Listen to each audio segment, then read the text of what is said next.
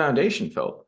If you are fatigued, if you have brain fog, if you're chronically inflamed and in pain and not able to think clearly and perform well day to day, that's really going to impact your business success or financial pursuits in a negative way. So being tip-top physical condition and having the mental clarity, the verbal fluency, the memory of a high performance individual is going to give you such a competitive edge and enable you to really excel in all your business endeavors on a whole nother level. Hello, everyone, and welcome to the Moeller Real Estate and Business Podcast. I'm your host, Phil Moeller, and on this podcast, we will be interviewing guests that have made their mark in real estate, in business, and in other areas of life. Listening to podcasts myself has helped me in so many different ways and continues to do so. If you're a real estate investor or an entrepreneur or aspiring to be either, or just someone that wants to learn, you've come to the right place. An easy way to have an impact is to share this episode with friends or family, provide a review, or just spread the word. We greatly appreciate it, and now let's get to the show.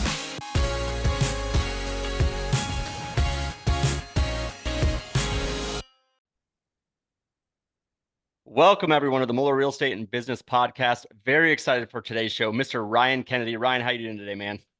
Phenomenal, Phil. Good to chat with you, man. Awesome. Thanks for being on. Ryan, for the audience, Ryan is a functional medicine practitioner, a board-certified clinical nutritionist. By the way, Ryan, these are big words that you're making me use here out of the gate, so you're going to have to help me out with a little bit. By the way, he is also a real estate investor. We will get into that maybe a little bit later. But Ryan's passion and purpose is to educate others on important choices so they can optimize their health. So Ryan, I really want to start there.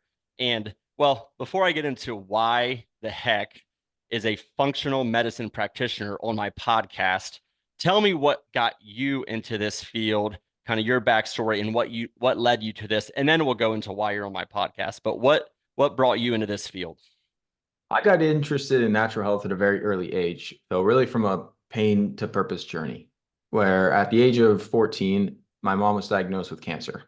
And being a young guy, I didn't really understand the extent of what causes this and what options are available. But I remember her going through just the conventional medical system, really chemotherapy, radiation, surgery, the standard of care in medical oncology. And she received a lot of questionable advice at the time of, what you eat doesn't matter. No herbs or vitamins or natural therapies are going to help you. Your only option, if you want to get better, is to do these very harsh and, chemical-filled pharmaceutical drugs and hope for the best. And so that's what she did. This was going back before social media and internet research was quite as prevalent as it is today. And unfortunately, Phil, she passed away 2 years later at the age of 54. And this was a big wake up in my mind of realizing, number one, if you don't have your health, you don't have anything. While my mom was going through this cancer journey, she wasn't worried about what car she was driving or what clothes she was wearing or any of the materialistic things that we pursue in our society for most of our lives. She was worried about, hey, how can I spend more time with the people I care about? How can I get healthy and live a longer life? And when you really look at that, you start to realize what really matters in our lives. And so that was a big wake-up call for me. And then number two, it really got me thinking from an early age, 16 at the time. And it's like, well, why do people get sick? How do you prevent this? How can I live a long, healthy life? And that's what sent me down this path initially. And so I studied kinesiology in my undergrad, very centered more on the physical side of things and fitness and physical therapy. And as I was working in my physical therapy clinic, I realized early on, this is great. I was helping a lot of stroke victims. I was helping a lot of people that were in car accidents and suffered really debilitating injuries improve. But I also realized, Phil, if you're not dialing in your nutrition, your sleep, your stress management, doing lab testing to determine imbalances in your gut health and your hormones and nutrient deficiencies, well, you're only really tackling one pillar of health with the physical fitness side of things. And so that's when I went back to post-grad school, studied naturopathic medicine and clinical nutrition to really dive deeper into a more broad, holistic view of health, because all these different areas of our bodies and our health is interconnected. Okay. And so that's what brings me to where I am today, where I run a full-time practice and consult with awesome patients like yourself in terms of really the A to Z of health, helping people optimize their diets, their supplementation, their training, their recovery, their stress management, their mindset, really looking at all of these things and really helping people design efficient and effective protocols to optimize their quality of life and their longevity and their performance. Well, I want to get into that more, but you said so. You said if you don't have your health, you don't have anything. And I've also heard a different quote that a sick person has, sorry, a healthy person has a million dreams. A sick person has one, right? They just want to be healthy. So that speaks a lot to just the preventative stuff and taking care of yourself so that we talk a lot about on this podcast about vision and purpose and other things. Well, you got to take care of yourself to be able to pursue those things. So I think that sets up the next question for you, quite frankly, is you're on a business and real estate podcast. We talk about all kinds of things, professional success and personal success. Why is health so important to success in whatever is important to people, whatever success means to our listeners? It's the foundation, Phil. If you are fatigued, if you have brain fog, if you're chronically inflamed and in pain and not able to think clearly and perform well day to day, that's really going to impact your business success or financial pursuits in a negative way. So being tip-top physical condition and having the mental clarity, the verbal fluency, the memory of a high performance individual is going to give you such a competitive edge and enable you to really excel in all your business endeavors on a whole nother level. And having that baseline motivation and being able to get up and get after it and wake up feeling refreshed and energized and be able to crank through 8, 9, 10 hours worth of work and not feel burned out and not feel like you're struggling to have high levels of productivity and output, dude, that's essential. I think anyone could relate to that. And I think first of all, I didn't say this, so I apologize in the intro, but Ryan and I got to know each other maybe a year and a half ago or so. I started kind of asking him some questions, seeing how his program worked. And I've worked with him directly as a student or patient of his since I think May of 2023. And I've seen some major results, not just physically, but really all the stuff you talked about, cognitive, energy levels, things that motivate my health journey now. So I should have said that earlier, but thanks for that. The other thing that I've thought about, Ryan, is if you just want to talk dollars and cents, if you spend money on health and preventative health now, in my opinion, you're going to save yourself decades of spending, hopefully decades, quite frankly, in the future, Yep. because it's an investment. Literally, the dollar return on an investment in health is probably going to pay for itself. Have you thought through that, or can you give any insights to that? It's enormous, Phil. I mean, the amount of medical care and spending people pay for in their later decades of life is insane. With hospital visits and pharmaceutical drugs and all sorts of other things that people have to spend money on when they get sick or if they have any health issues. So you have kind of two buckets this falls into. You have the opportunity cost of these are hidden costs that are hard to quantify. Of like if you're not feeling and performing your best and you are chronically fatigued and feel lousy every day, well, guess what? That's going to impact your ability to advance in your career and qualify for promotions and, kind of work your way up in different companies because you're not a high performance, high productivity employee. Same if you're an entrepreneur. That's really where this manifests is how is this going to impact your leadership skills, your ability to really drive the business forward, and also in investing. A lot of decision fatigue, a lot of things that, as we're kind of quantifying different decisions in our investment choices, dude, it comes back to your health. So it's massive. And that's kind of the business and financial component of success. But you also have the other avenues of success. Yep. If you are feeling tired and you're in a poor mood, you're very irritable, you have a low libido, you don't have very good sex drive, how do you think that's going to impact your marriage? How is that going to impact your primary relationship? I can tell you what, it's not going to be great. Same with your family. Are you gonna be able to show up as the best mother or the best father that you can be if you're pouring from an empty cup and you feel just exhausted at the end of every day? And then there's also other areas of life adventures and fulfillment and all these other buckets that you can quantify as far as success goes that are going to be handicapped if you're suboptimally functioning as a human. And I think so.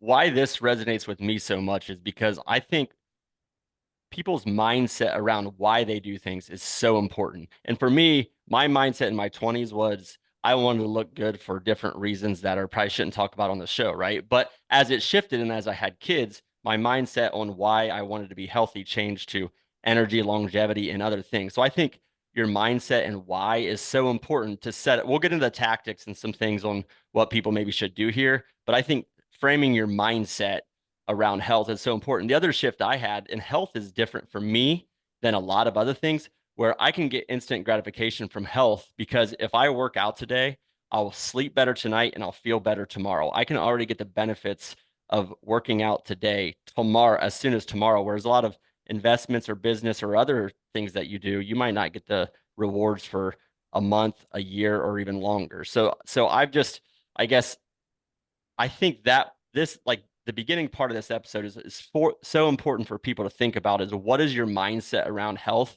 And quite frankly, do you need to shift your mindset around health? I think that's a question people need to ask themselves. 100%, man. And like you said, it's about the short and the long term. Like, yes, health span and longevity, very important, but it's hard to motivate yourself day in and day out now for adding an extra 10 years of your life several decades from now. But what Agreed. you can look at is how is this going to impact the quality of my life? How am I going to feel every day? And that's something that is immeasurably valuable. And you mentioned on something about looking good. And I think a lot of people have this negative connotation around aesthetics and body composition. And like, they don't want to be seen as a person that's all about vanity. And I share a completely different opinion on this, dude. I think that everyone should strive to look good. Even if you're married, even if it's not a sexual attraction thing, it's about being confident in your own skin. And that carries forward into the office. That carries forward into all these different areas of your life of having pride and confidence in your body and how you look. And that also really drives a lot of benefits when it comes to opportunities. Because if you're looking at doing a potential business partnership, or if you're looking to hire someone or be hired by someone, well, if you look like someone who takes care of themselves, someone who's vibrant, someone who is energized and has this high level of vitality, that's going to come off completely different as far as first impressions and honestly just your total, your relationship with any colleague or business partner than someone who's overweight and looks like their health is falling apart. Yep. I love it. Yeah. Look good, feel good. And it's real. It's real and it impacts results in, again, whatever area of life. The other thing, just to close on mindset, is I think it's important for anyone to have like a purpose statement around different areas of life. So mine around health is energy for my kids and my grandkids. I have a lot of kids. I have no grandkids for the audience, but that is my way of saying, okay, I want to have energy after a long work day, after I'm pouring in my business, doing things. I want to have energy tonight, right, this weekend, but also in 20, 30, 40 years from now. So I want to take care of myself for the long term. So just thinking about that purpose statement and why you're doing what you're doing in any area of life is so important. And Ryan's given you lot to think about there. Yeah, So man. I love it. awesome. All right, Ryan, I want to switch gears a little bit. So we talked about the why, the mindset, things like that, which is really important. But you referenced some of them earlier, but I want to step through these. What are some of the key components of health that you teach people on? Well, that's a pretty broad question, but there's, I would say, kind of six pillars if I was to distill it down to some broad categories. You mentioned mindset, and that plays a huge role in the work I do with patients because all behavior change starts in the mind. And I could give someone the best nutrition protocol, the best exercise plan, the best recommendations and strategies, but they got to actually do the damn thing, Phil. Yep. And so mindset is key as far as the psychology of behavior change and shifting your identity to really drive these changes long term and sustain these changes, because that's really what is the name of the game in my industry. It's not that hard to lose weight. What's hard to do is lose weight and keep it off long term. Yep. The long-term success rates for weight loss are just absolutely abysmal. I mean, we're Hmm. talking 95% plus of people that lose weight gain it all back within a 2-year window. So that's where I start with people, is really diving deep into mindset. And then the next pillar I'll go through is around your sleep. Because I do think sleep is the foundation of health. And no matter how perfect your diet is, no matter how much you exercise, nothing can negate the negative impact of poor sleep or not enough sleep. And so that can break down into a number of things we could dive into, but sleep is huge. Next is nutrition. Obviously, what we put into our bodies is a fundamental aspect to our biochemistry and our gut health and all sorts of other things. You got movement, which is kind of a big pillar that can encompass resistance training, cardio, just getting enough steps, just getting off your ass and not being sedentary all day, Yep. and also encompass things like mobility work and balance and flexibility, and all that sort of stuff. So we got those four so far. I believe a big pillar of health is lab testing. You got to know what's going on under the hood. You got to have an idea of what is going on in your body that you should be working on proactively to prevent future disease pathology. But also, like, do you have certain mineral imbalances or vitamin deficiencies or exposure to toxins and heavy metals and mold and other things that could be derailing your health progress, even if Yep. you're eating well, even if you're exercising. So I love using a lot of functional medicine labs, and we could dive into which ones I use and why. And then the last pillar on this that I think is also very, very important is just your daily habits and routines. Like, how do you start the day? What are some good rituals you have in the morning that anchor you mentally and physically? How do you end the day? What are some good practices in the evening you use to promote better sleep quality and unwind and de-stress and relax? What are things you do sprinkled in throughout the day that really enhance your health and really work towards your goals? I think that's kind of broad scope encompasses a lot of the key pillars. And Yep. then we can break down each one of those as you wish, Phil. I want to step through them. So I want to talk about um what are some things within those pillars that are just kind of easy to implement, maybe some things to avoid. And then if we have that time at the end, maybe we'll get more advanced. So number one, maybe we talked about mindset enough. I will say that through my coaching and working with Ryan, he is so focused on sustainability, and he does not want me to do things that are extreme if they're not going to be lasting. He's like, Phil, set this up in a way that you're going to be able to continue to do it over and over again. Make it more convenient for you so that you sustain it versus go extreme and just only do it for a month and stop. So, but what other mindset factors or things to think about if we haven't talked about it already? Well, you started the conversation with having a strong why, having a deep-rooted purpose that goes beyond any surface level intentions. And that's something that's huge. It could be your family, it could be your community, it could be the impact and example you want to set for those around you. One thing that I use on the mindset piece, Phil, which I think you've experienced, although I'd encourage you to do it again, is a type of holotropic breath work I've developed called Apex breath work. And this is the most epic modality of all time that I've ever discovered to shift your state of consciousness that to allow you to really work through limiting beliefs and all sorts of self-sabotaging behaviors and all sorts of past traumas, as well as really to shift that identity, like I talked about, because most people think, Phil, that they struggle with their habits, they struggle with their exercise, they struggle with staying on track with their health because they're too busy or they're too tired or a bunch of other reasons. But the real reason people struggle is because their identity, they don't identify as a healthy, fit person. And that really starts to limit their ability to carry these practices forward and really embody these changes in a way that is very lasting. And so I developed a specific style of breath work that is the easiest and quickest way I could describe it is it's almost like a plant medicine ceremony with no drugs. And it allows you to really go deep and dissolve the ego and open up your heart and work through all these things in a very profound way in this somatic experience, this experiential journey that has provided better outcomes than anything I've ever witnessed in terms of actual shifts in your mindset. So I It, use that. I also use a number of other things like a morning formula as a practice I use to help anchor you mentally. There's also other tools in this kind of realm that I found really, really helpful. And I just will say I have done the breath work. It is absolutely fantastic. Don't go and talk to anyone like right after because you're on such a high, like let reality set in again and like adjust again. But it is absolutely fantastic. And I love what you said about identity, quite frankly, is if you talk to someone and how you talk to yourself is so important and you're creating the like how you talk to yourself is creating your feelings and your actions. We talked about it on different podcasts a couple of weeks ago, but creating an identity that is healthy, I think is so important. And the breath work is a great way to help that. So I want to jump to sleep, Ryan. And before we go into that, I'll just share with the audience that my mindset on sleep, maybe I don't know when it was 5 or 10 years ago, I'm a numbers person. So I'm doing the math and I'm saying I can save an hour of sleep every single night. And if I do that every single day for the year, that's 365. I just gained how many days or weeks through my year. I'm basically living longer without sleep. I think you're going to tell me that is completely messed up in so many ways, Ryan. So why is sleep so important? You said it's the foundation, and what can we do to make it better? Well, your mindset is only flawed, Phil, if you're not getting enough adequate, high quality sleep for your body. So there are ways to say, hey, I'm sleeping currently 8.5 hours a night. And there's things I can do to increase my REM cycles and my deep cycles and actually get more restorative rest in 7.5 hours than in 8.5 and buy back that hour of my day. And that's a very fair goal and a fantastic thing to look at.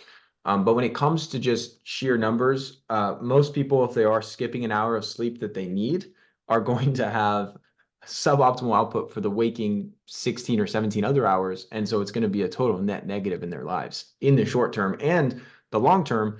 When you're not getting enough high quality sleep, your blood sugar and cravings are a total mess. So you develop blood sugar dysregulation like that of a diabetic, and you crave all sorts of sugar and processed foods. And so that makes it much more challenging to stay on track with your nutrition.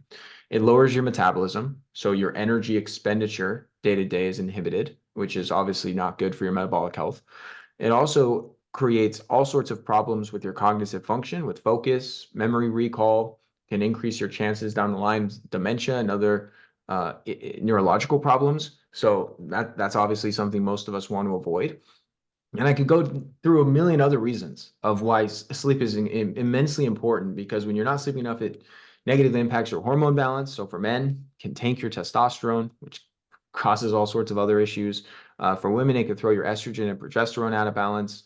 We produce a lot of growth hormone while we're sleeping, and many people hear the word growth hormone and they probably think of bodybuilders getting Right? massively jacked, but growth hormone is important for a lot more than just building muscle. And yes, that's one key benefit. And I would encourage everyone to look at muscle different than bodybuilders, because muscle is really the organ of longevity, which we could talk about more. But growth hormone is also important for the regeneration of all tissues in the body. So having healthy skin and lack of wrinkles, having the recovery metrics to heal your gut and to recover from tweaks and injuries and any type of physical trauma. It can also really provide an enormous benefit as far as just staying youthful inside and outside. So that's not going to be produced at the same quantity if you're not getting as much deep sleep. And so there's a ton of good research, a ton of good resources for people to look at as far as books and information on why it's important. But I think if you talk to most people, they won't disagree sleep is important. Yep. So I think most of our time is better spent talking about how to improve it. So yeah, okay. So how do you improve? Yeah, how do you improve your sleep? What do we do? You have lifestyle and you have environment. So let's start with the environment piece. Building what I call a sleep sanctuary. And there's really a few key characteristics. You want it to be cold, because we do not sleep well in the heat. So optimal sleeping temperatures is 62 to 68 degrees Fahrenheit. And you could use a mattress cooling pad or other technologies depending on your wife's preferences and your AC bill and other variables that go along with that. So you want it to be a cold room. You don't want to be overheated. Number two is it needs to be dark. So blackout curtains, you don't want any ambient light in the room. No night lights, no devices that are beaming lights out, no alarm clocks that are lighting up the room. And you can wear an eye mask if blackout curtains are too much of a challenge for you. You want it to be quiet or have like a white noise machine, but you obviously don't want sleep disturbances from sound. And you don't want a bunch of electronics in your room. Wi-Fi routers, EMFs, TVs, all that sort of nonsense. Not good for your sleep. So those are some of the key environmental pieces.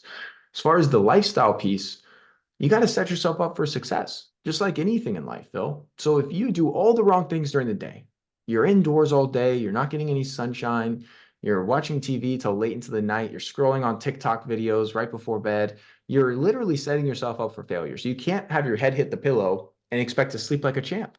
You've done all the wrong things leading up to that point. So we want to reverse engineer that and take the right actions and make the right habits and rituals so that we set ourselves up for optimal sleep. So that comes back to what's called our circadian rhythm, our body's 24-hour biological clock, where we really are these diurnal animals that operate on these light and dark cycles.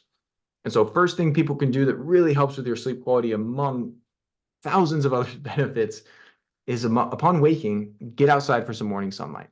You want to be outside, even if it's cloudy, because window glass distorts the spectrum and reduces the intensity of lights. You want to go outside your yard, your patio, your balcony, whatever, and no sunglasses, because that'll also distort the benefits here. And you want to be outside for morning sun. You don't have to stare straight at the sun. You could just be outside in that natural sunlight, and the lux, the intensity from the sun, anchors that circadian rhythm. It tells your brain, it tells your body, okay, it's daytime. And that starts to rev up your metabolism and starts to create this whole hormonal cascade to boost your mood, your focus. It helps with your adrenal function and your hormone levels. And that also sets this very important trigger that pays dividends at the end of the day when you go to sleep, because now it's actually going to improve your circadian rhythm. How It, long? How long do we need to get outside in the sun in the morning to get it set? that depends on the intensity of sun. So on a cloudy day, if it's Ohio. very overcast, yeah. So I'm talking to you here, Phil. You typically want to be out there for at least 15 to 20 minutes if it's a cloudy day. And more is always better, but that's a good minimum. If it's a sunny day, it's a clear skies, you got a bright sun coming in, 5 to 10 minutes is sufficient. Awesome. And then What else? throughout the course of the day, I also encourage people to get out and move their bodies. And sunlight during the day is also helpful for other reasons, but getting some form of physical exercise in can really help to wear your body out in a positive way so that by the time you get ready for bed, you can fall asleep. What happens to a lot of people is they get this tired and wired sensation. And that's because they're inside in front of a screen doing cognitive demanding tasks, but not actually exerting any physical energy. They're not actually lifting weights or doing any cardio or doing any physical movements. And that sets you up for failure with your sleep. So you want to be doing some sort of physical fitness. Lots of options in that umbrella. You want to be getting some time away from screens, away from these artificial junk lights, out in natural environment, which is also going to help. One of the things I think is very overlooked and underrated is eating an early dinner. You want to have at least 4 hours, ideally closer to 5, between finishing dinner and going to sleep. And not only will this help with your sleep quality, Phil, it's also really going to help with your body composition, your gut health, your hormone balance, your longevity, a million other benefits. So I eat dinner at like 3:30, dude. I am an early dinner fanatic. I don't expect everyone to be as crazy as I am, but it is not good to eat dinner at 8 p.m. and then go to bed at 9:30 or 10. Yep. Amazing. So that is a lot on sleep. And so cold, cold temp, dark, quiet, no electronics, set the circadian rhythm in the morning, get some sunlight, active during the day, physical exercise, a lot there on sleep. So thanks for going Oh, through all yeah, that, that's Ryan. just the tip of the iceberg, Phil. We could talk an hour just on a bunch of other strategies, but last couple of things I'll share before we move on. Being outside around sunset also helps for the same reasons I talked about with that sunrise effect. Okay. And then trying to really minimize your exposure to these artificial junk lights late into the evening. So not watching TV, not being on your computer. If you do use a device like a phone or computer, having night mode on so it blocks some of that blue light, because blue light is very helpful during the day, keeps us alert and energized. The sun emits a lot of blue spectrum, but at night we don't want to be alert and energized. We want to be relaxing, and so that suppresses our melatonin production, one of our key sleep hormones. So wearing some blue light blocking glasses or just avoiding a lot of these artificial lights, overhead lights do the same thing as the screens. So you want to be really mindful of that in the couple hours leading up to bedtime. So sleep is the foundation. And when you said that, you also talked when you got into sleep, you talked about how much it impacts your cravings and what you eat in addition to movement. So the next item is nutrition. So why is it so important and what are some um, easy to do things on nutrition or pay attention to and to avoid? So there's no one perfect diet for everyone. So nutrition becomes a little more nuanced, where I use different functional medicine labs as well as talking to people about their goals and where they're at and their challenges to really design customized nutrition protocols for my patients. On a high level, people just need to do what they already know. Like that's going to be the 80-20 principle here. They don't need any novel advice to get the ball rolling. And the problem is that it's not the lack of knowledge, it's that they don't execute on what they already know they should do. So everyone knows you should be eating whole foods and eliminating processed junk foods. Everyone knows they shouldn't be eating ice cream late at night and should be, focusing on high protein during their meals and having a good fasting window day to day. The vast majority of humans have a decent enough understanding of nutrition fundamentals. The challenge is more so in implementation and execution. Awesome. So, honestly, I think through our time together, I would say that's mostly true. I learned the things I've learned are probably more detailed, but at a high level, we already knew most of it. So we just had to make it change our mindset and get the discipline around it to actually do it. So, um, I love it. the next thing, so movement and types of movement too, I think, because you talked about how sleep impacts this. So the fourth pillar, if I go through them, so we had mindset, sleep, nutrition, and now movement. What are some key things people should be doing and avoiding? Really three buckets you want to put movement into. You got resistance training, which I would say is the highest priority for everyone. And that's just weight training. And it doesn't have to be weights. You can do push-ups and body weight exercises. You can do all sorts of things like resistance bands, but doing some amount of resistance training to build some lean muscle. This is going to be the most efficient form of exercise for fat loss and improving your metabolic health. It's going to help with your bone density. It's going to help with your overall metabolism. And by having more muscle, you really do improve the aging process because muscle is our body's metabolic currency. And what that means, Phil, is the more muscle, more lean mass you have on your body, the faster your metabolism, the more energy you burn 24/7 while you're sleeping, while you're sitting at your desk, while you're exercising. And that enables you to have a lot more sustainability with your nutrition where you can enjoy more delicious food without clogging up your system and gaining weight. It also is very key for your cardiovascular system, your endocrine system, meaning your hormones, and a number of other reasons for functional fitness and just being able to perform daily acts of living as we get older. Having enough muscle is key to carry groceries in from the car, get up and down the stairs, get off the couch, all these things that people take for granted when they're in their 20s and 30s. But if you talk to someone in their 70s that's struggling with these things, you realize, man, if they had planned a little better ahead of time Yep. and built some muscle and strength going into their later years, they would have far more independence and a far higher quality of life. And it's very difficult to build muscle and strength after a certain point. It's not that easy to have a 75-year-old guy or gal start doing resistance training and see substantial results, whereas you can absolutely in your 20s, 30s, and 40s, and even your 50s. So that's going to be bucket number one that I would say is the highest priority. 3 to 4 days a week is optimal, but start where you're at. Once or twice a week is far better than nothing. And then the next bucket would be some type of zone 2 cardio. And this is really good for your heart health. And that could be going for a jog. That could be going on a piece of cardio equipment. I encourage my patients to find ways to get out and move their bodies that they enjoy. So some examples for me, Phil, is I love to surf. I go mountain biking every week. I play pickleball with our mutual friend, Jake. I get out and do things that incorporate cardio, but are also very fun and engaging that don't feel like a chore, but actually Yep. bring a lot of joy to my life. And that's going to include kind of zone 2 steady state, but also some interval style stuff, where you can, most of the sports I mentioned, or you're like sprinting at certain points, then resting at certain points. And that's very good for maximizing the metabolic burn from the cardio. And then the third bucket that people underestimate is just freaking steps, man, just moving. Walking is truly man's best medicine. And I cannot encourage people enough to just spend as little time seated as possible. So one thing we geared you up with is a nice walking work desk, a game changer if you do a lot of computer work and you also want to keep your body in motion. Most people that don't have a dorky walking work desk like you and I feel can just take their calls outside while walking. If it's not a video call, like just pick up the phone and walk around your neighborhood or your yard or somewhere around your office space. That's going to really help. And just trying to get that step count up. More steps, the better, to really improve all these metrics. I'm working on it, Ryan. I'm tracking my steps more closely. Ryan heckled me last week on our call because I wasn't getting enough steps in. So now everyone knows. So if you see me walking more late at night, it's because I told him I'd get my steps in. So I'm working on it. I want to come back a little bit to the resistance training because that was a big shift for me because my workouts, my exercise before we talked was really just cardio or running. And I thought that was just it. But resistance training has been a key shift for me because I think, first of all, you said earlier too, the muscle is the organ of longevity, but I also think it's so impactful in the very short term on burning fat and other things and energy levels, testosterone, things like that. So that's just personally for me been a big shift. Of course, the cardio you talked about, and I'm working on the movement throughout the day, Ryan. So I promise I'll keep working on that. I'm committed to it.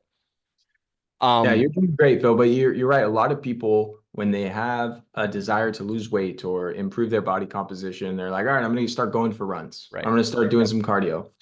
And there's nothing wrong with that. And cardio can be great for mental health, just as a way to reduce stress and anxiety, boost your mood, get some endorphins flowing. And it can also be great for cardiovascular health. And you do burn some calories, but really most people should be steering their effort towards resistance training. It's such a better ROI on your time and effort than any type of cardio. So I would prioritize that first and foremost, and then fill in some cardio on your rest days or when you have an opportunity to do so. All right, I want to talk about, so we hit mindset, sleep, nutrition, movement, lab testing. Why is it important to do lab testing? And you mentioned that you could help direct people in this one too. If you're not testing, you're guessing. A lot of people come to me for help, Phil, and they're taking all these supplements and they have no idea why. And they're just like, well, I heard this on a podcast or I saw this on this blog or Instagram post, so I bought it and started using it. I'm like, dude, you don't need this. Or it's actually counterintuitive and harming you because you're taking a surplus of something you have enough of or taking something that's actually working against you. So when it comes to dialing in your nutrition, your supplementation, of various lifestyle components as well, you want to see what's going on in your body. And we have amazing technology now that you can run very affordable lab testing. And so there's a few labs I run for almost everyone I work with in my practice. First is comprehensive blood work. Just getting a very good understanding. Where's your lipid profile as far as your cholesterol, your ApoB, your triglycerides, your particle sizes. And that's very helpful for preventing plaque buildup in the arteries and heart disease down the line. Where's your metabolic health markers, your blood sugar stability, your insulin, all these markers that help to assess where you're at as far as being pre-diabetic or if you're actually really metabolically healthy. And that can help to fine tune how much carbohydrates you should or shouldn't be eating. There's also inflammatory markers to check. Are you in a chronic state of inflammation?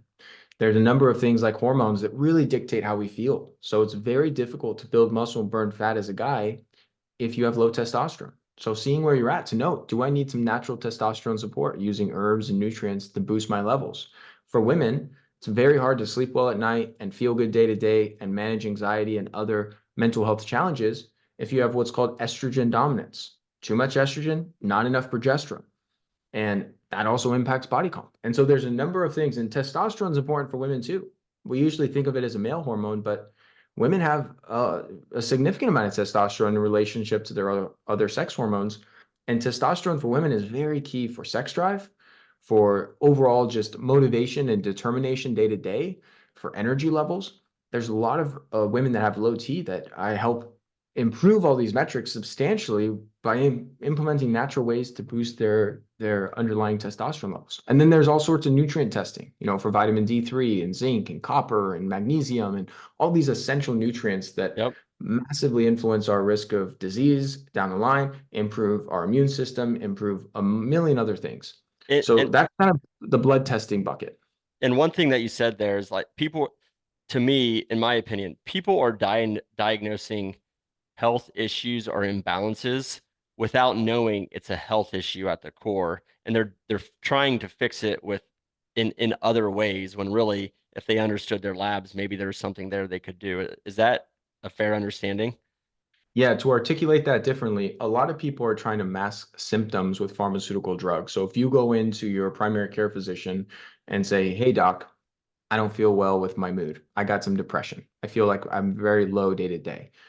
They won't actually say, "Oh, why is your underlying level of serotonin or dopamine or neurotransmitters low? Let's go to the root cause and resolve that." They'll say, "Here's an SSRI," which, big scale studies have shown don't even actually help people much more than placebo, but they'll do that. Or if you have, let's say, chronic joint pain, rather than saying, okay, let's figure out how to bring in some anti-inflammatory foods in your diet and let's reduce that inflammation and get to the root cause, they'll say, okay, here's a drug. Take some aspirin, take some Tylenol, take some Advil. If you have chronic headaches or migraines, same kind of thing. They'll just try and mask the pain, mask the symptom, rather than figuring out, why do you have headaches on a regular basis? Maybe it's magnesium deficiency. Maybe it's mineral imbalances. Maybe it's some sort of toxic exposure. So that's really the difference between allopathic medicine and functional medicine. Is allopathic medicine uses pharmaceutical drugs to mask symptoms. Functional medicine aims to address the root cause, really identify what underlying imbalances are causing these symptoms. Let's fix that so that you don't need to take anything long term.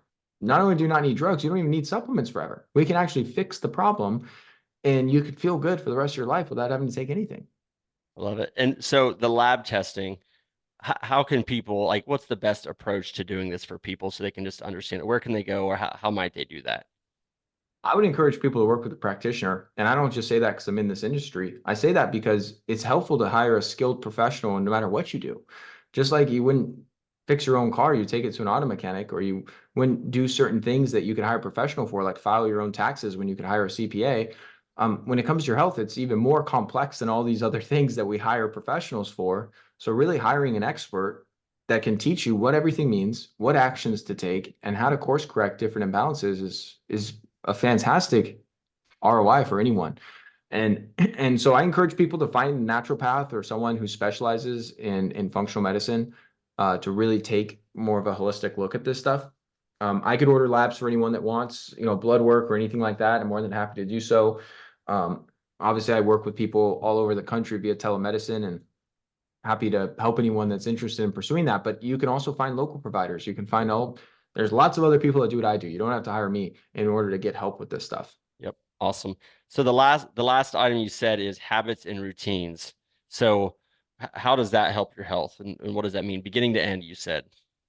Well, let me just go back to the other pillar just to wrap up a few things. So there's a series of functional medicine labs I run in addition to blood work based on the person's situation. So something I'll run a lot is called an organic acids test, Phil. And this is something people could order on my website if they wanted to just run the test and get an idea where they're at. And this assesses your microbiome. So any imbalances in your gut health, like candida overgrowth, yeast overgrowth, mold or mycotoxin exposure, SIBO, pathogenic bacteria, all sorts of things.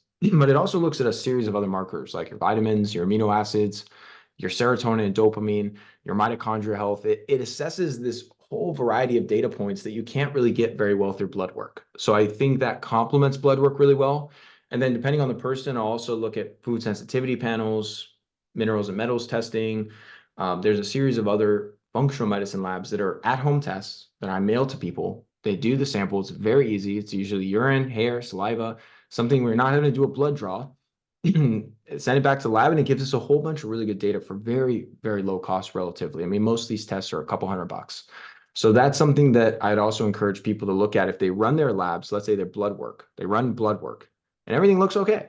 But they're like, man, I got this terrible bloating or IBS or all sorts of gas and stomach problems. Or maybe they're like, man, I have issues around anxiety or depression or a number of other types of mental health challenges. Those aren't always going to be identified in a blood test. Sometimes you have to look at other functional medicine testing to see what's going on. It's not easy to assess your gut health via blood. You need a whole different test. So that's the other thing I'll share just as we wrap up that pillar, Yep. where there's a lot of good functional medicine testing that a lot of medical doctors don't know about or don't teach people about, that I think is really low hanging fruit for people to address some of these common ailments that so many individuals suffer from. And I'll just say on before we jump to the next pillar, Ryan, is the like hiring a skilled professional that understands this stuff. And like the way I'm thinking about, so I'll work with Ryan for a year and then we'll probably continue in some way, shape, or form, but not just that 1 year look at what the impact on me, but the education I'm receiving as we speak on this call, but also on all of our calls that was very specific and customized to me and my health and what I can do. I can now apply that for many, many years to come. So the return on investment on that is very, very high. So just a different way to, like, people are thinking, okay, I can buy this expensive food or get these lab tests or hire a coach and all these costs. Okay. But these are things that you can apply for the rest of your life. So the return on investment, truly just in dollars, as we talked about earlier, I think is a payback plus the opportunity cost, as you talked about earlier. So I just wanted to Yeah. add that in because it's very real for me because I'm seeing it very directly. So Well, thank you for that feedback and insight, Phil. I completely agree with you. And there's a lot of free resources. Like I have a podcast, The Ryan Kennedy Show, YouTube channel where I talk about all this stuff, and people can educate themselves. The benefit of hiring a practitioner is it does save you time of having to listen to dozens or hundreds of hours of content or read all these books. But there's information on this stuff for free that I encourage people to explore, because there's no better topic to know about in life than your health. Like these are, like you said, are lifelong skills, and knowing what to eat, how to move, how to improve your energy, how to improve your quality of life, how to live a longer life. This is more important than any knowledge, in my opinion, like when it comes to just living it, living the human experience in the best possible way. and I would just say independent. So that's your opinion, but independent of anyone's opinion on what is most like the most important bucket of their life, right? People might say it might be different things, but independent of what you say, health is the foundation to be able to do those things for any other bucket. So like if you think faith or family or anything else is more important, I I can agree with that, but you have to take care of yourself to be able to do those things, right? So it's the foundation. You got to take care of yourself to be successful in those in any area of life, in my opinion. So, talk to me about habits and routines. So there's a number of lifestyle practices that I find just provide outsized returns when it comes to feeling better, looking better, living a longer life. One that is near and dear to my heart is sensible sun exposure. So Phil, we talked about this, in Ohio, winter, not exactly the easiest way to go get some sun, but nonetheless, we're solar powered animals. And by getting outside in some sun, exposing our skin to the sun, like think of your body like a solar panel, a lot of people recognize that helps with vitamin D, which is very true and very important. But that near infrared light from the sun also stimulates your mitochondria. These are the power plants of your cells to increase cellular energy. It also helps rebalance your brain chemicals to enhance your mood. And many people have felt this. They go on vacation, they lay out at the beach for 30 minutes or an hour, and they feel better. You just feel happier. It improves all sorts of metrics related to your recovery, your sleep, your metabolism, and so I really strongly advocate for sensible sun exposure because it's not advisable to go lay out at the beach for 4 hours and get burned up to a crisp if you haven't been getting any sun recently, because burns are bad for your skin. And the dermatology industry has done an incredible job scaring people about the benefits of the sun, which is just, I'm doing my best to work against them, Phil. And so I like people to go out for very short periods of time because you don't need a long duration to get these benefits. And if you're burning your skin from the sun or hot water or the stovetop, that does create oxidative damage on your skin. So you don't want to accelerate your skin aging. So I encourage people to get their morning sun, which you're not going to get sunburned in morning sun, but a midday sun around solar noon between 11 a.m. and 1 p.m. This is when the sun is high in the sky. This is when you're going to deliver the most of these benefits I'm describing. And so that could be going out with your shirt off for 5 minutes or 10 minutes, depending on your proximity to the equator, the time of year, your skin tone, and your tolerance to the sun. I'll typically lay out with max skin exposure in my backyard on my back for 15 or 20 minutes, and then on my front for 15 or 20 minutes. And I'll answer emails or be on the phone or still getting work done, just like I would in my office inside, but I'm getting all these benefits I'm talking about. So that's a very, very powerful practice that people should certainly prioritize to the best of their ability based on their weather conditions and where they live. The other thing I'm a huge fan of is heat and cold exposure. So getting in the sauna is just incredible for your health. The amount of research out of Finland on the longevity benefits, the heart health benefits, the detoxification benefits, the brain health benefits is just astounding. So even just 4 days per week of sauna usage has been shown to reduce your risk of all-cause mortality by like 50 to 60%. Just mean the chances you die from anything go way down if you're using the sauna a few times per week, and it's enjoyable. It feels great. You just sweat things out. You feel amazing. You feel refreshed afterwards. So I encourage people to get in the sauna, whether you go to a And local gym or you get your own, like we got for you, Phil. That's a I w complete game changer. I went off the deep end on it. Ryan convinced me, but honestly, it's been phenomenal. And first of all, I really enjoy. I do it after I work out. I really enjoy it. I can read, meditate, pray, whatever. I'm I like to get multiple things done at once, and I'm in there, and I can get not just the sauna exposure that you just talked about, but other things too. So I have gone off the deep end, and it's been great. I absolutely love it. Quite frankly, it's very enjoyable. And post-workout is one of the best ways to maximize the gains and the benefits and the results of your training session. So by popping in there post-workout, you crank up your growth hormone and your other hormones like testosterone for men, really helps to balance things out for ladies as well. It accelerates your fat burning. It has all sorts of benefits. So I mean, it's something I'm a huge advocate of. And then cold exposure is great too. Whether it's a cold shower, a cold plunge, jumping in a lake or river or ocean, getting your body cold and in that type of environment, even just for a few minutes, really provides you with a ton of benefits. And if I were to choose one or the other, the sauna is certainly superior in my eyes as far as the health benefits, and it's a lot more enjoyable to use Yes. than cold exposure, like a cold plunge. But they're both great for different reasons. And those are some other lifestyle habits and routines that I'm a huge proponent of. Outside of the sun, sauna, and cold, there's a lot of things just day to day that I think are really helpful. Just as far as like morning and evening routines, and we could dive deeper as deep as you want to go, Phil, as far as like mapping out someone's schedule and what some of these how some of these things Give could fit give in. give me two or three more big ones for for folks? Because I'm trying to keep it to a time, but this is amazing stuff. But like, what are two or three other really big ones, Ryan? Another big one I use with a lot of my patients is called trigger sessions. And this is just brief bursts of movement sprinkled in throughout your day. It's not a workout. You're not going to sweat, but it's literally as simple as in between your calls, in between your appointments, getting off your butt and doing a quick set of push-ups or a quick set of body weight squats and then getting right back to work. And the reason I call them trigger sessions, Phil, is because it triggers this upregulation in your blood flow to the brain, which helps with your cognitive function, your productivity, triggers an increase in your metabolism to help with body composition. It triggers this mood boost. It triggers all these benefits that I think is really underrated. We're talking like 30 to 45 seconds of movement sprinkled in a few times throughout the day provides outsized returns. So that's something that's huge for performance and metabolic health. And then the other thing we could end on here is just your breathing mechanics. We talked about the breath work piece, which I think is really crucial as far as doing like a long form deep breath work practice and all the benefits you can get. But one of the things people underestimate is just how you breathe day to day, while you're sleeping, while you're working, while you're just going through your day. Nasal breathing is imperative for proper nervous system function, for good stress management, for proper oxygenation of your cells. So just trying to not breathe through your mouth unless you're having a conversation. Keeping your mouth shut, breathing through your nose, as simple as that sounds, there is a tremendous amount of research and evidence to show this is just a total game changer for people. And then there's other like short breath works, that can calm down the body, like box breathing and 4-7-8 breath, as well as energizing breath works I'll use that are, short 5-minute practices that just feel almost like a cup of coffee, but naturally, that Yep. just get your dopamine boosted, your energy up, and that are really helpful in the afternoon to sprinkle in for people. So those are just a few other examples that I find are just awesome strategies people can implement.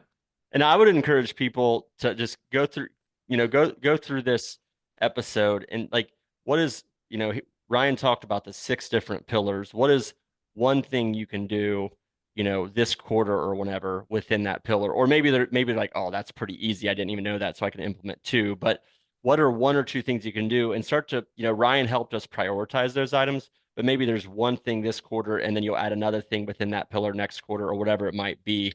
I'm sure this can be overwhelming for people. It's been very, very informative. And I think that'll depend on where people are in their health journey, right? Maybe they knew 50% of this, but not the other 50%, or maybe they knew 20%.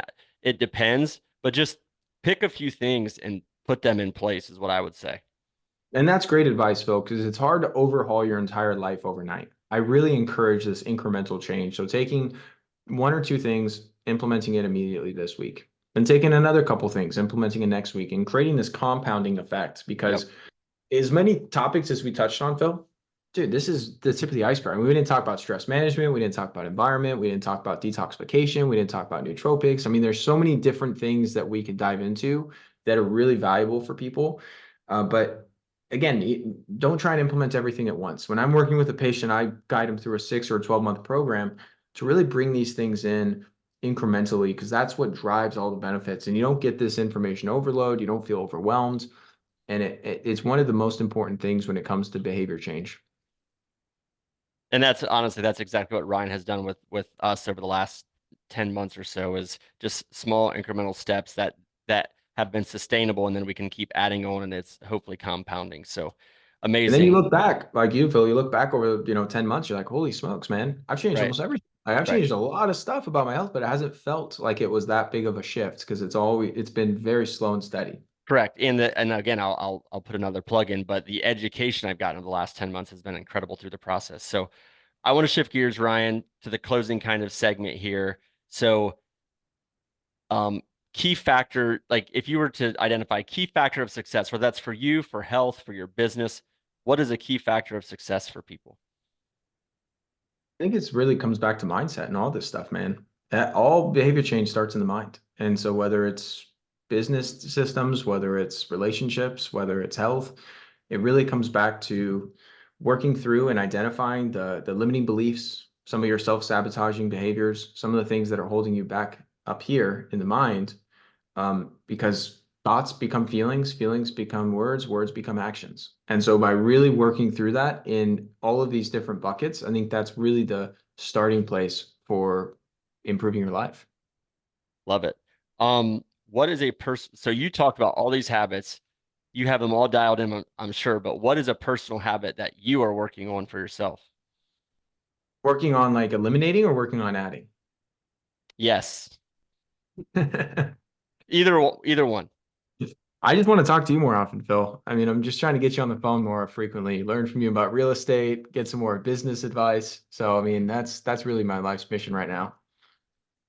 We Ryan and I we've kept it pretty clean and not as humorous, but we like to joke with each other quite a bit and enjoy it. And quite frankly, he's fun to work with. So, but I know you're full of you know what. So what's you can't come on here and talk about all these habits and things that people need to work on and say you don't have anything you're working on yourself. So what are you either working on or trying to eliminate? Yeah, so I'll give you one I'm working on, and I'll keep it health specific because while there's a lot of things I'm working on the business fronts and building this new company structure and doing a whole bunch of other things, on the health front, one thing I'm working on is just phone free time. I think the phone is just such a easy, just especially if I run an online practice. So whenever you have an online business, you're an entrepreneur, it's so easy to get dragged into checking emails late at night, checking messages, getting back to people, especially with the nature of my work where I really enjoy helping people. I really enjoy what I do. So it doesn't feel like a chore always. Sometimes it's like, oh, I actually want to give this person some input or some peace of mind and not have to wait till Monday or wait till tomorrow. So something I'm working on, Phil, is just turning my phone off entirely at, reasonable hour, like 8 p.m., 7:30, and spending phone free time with my wife and really having a better, more presence, I would say, rather than having like conversation and checking something every 10 or 15 minutes. So that's a personal kind of, I guess you could put it in the health bucket, but it's also other buckets, I guess. And then the other thing I'm working on, is really around like some epic adventures I'm planning. So I got a couple big personal things coming up. I've got a wedding coming up and honeymoon and bachelor party, and really putting the pieces together to create some epic memories with my favorite people. I love it, man. That's awesome. And yeah, the phone off thing is so big. So perfect. What about a favorite, I'll say favorite personal development book, whether that's business or health related, whatever, wherever you want to go with it. Uh, The Road Less Stupid. Keith Cunningham. It is a phenomenal book. It's very business oriented, but there are a lot of things that apply to personal development. And I absolutely love that book. Awesome. You didn't mention it, but I know you have all kinds of resources, cookbook, things like that. So Ryan, how can people find out more about you? RyanKennedyHealth.com is the easiest resource. That's my website. You can dive deeper into all this stuff. Ryan Kennedy uh, is the name of the podcast, the YouTube channel. You can find me on social media, Instagram, Facebook, all that sort of jazz. And you've committed to, if I tag you when we post this, that there's going to be millions of followers that I'll get from this. So no, I'm kidding, Ryan. Ryan, thanks so much. This has been so informative. I've learned so much from you over the last, again, several months, but also today you've just piled on. So I appreciate it. Thanks for coming on the show. My pleasure, Phil. Thank you for listening to the Muller Real Estate and Business Podcast. We hope you found today's episode helpful. If you know current or aspiring investors or entrepreneurs or anyone that would benefit from today's episode, we appreciate you sharing it with them, or better yet, providing us a 5-star review. To learn more about Muller Real Estate, visit our website at www.mullerre.com. You can also sign up for our newsletter or local events via our website. In closing, I encourage you to be purposeful in all areas of life, educate yourself, network with others that have been successful, take action, and lead. Thank you.